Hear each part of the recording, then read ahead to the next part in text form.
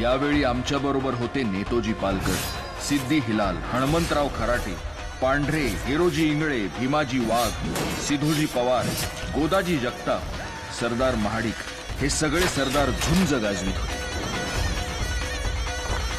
सातारा, खटाव, मायणी, आष्टी, वडगाव, वेळापूर, कराड, पाली, नेरळे, कामेरी, कोळे या मार्गाने आम्ही करविरास पोहोचलो. अवघ्या 10 दिवसात स्वराज्य 5 पटीनं वाढलं. जवळच 5 कोसांवर आदिलशहाचा लाडका पन्हाळा होता.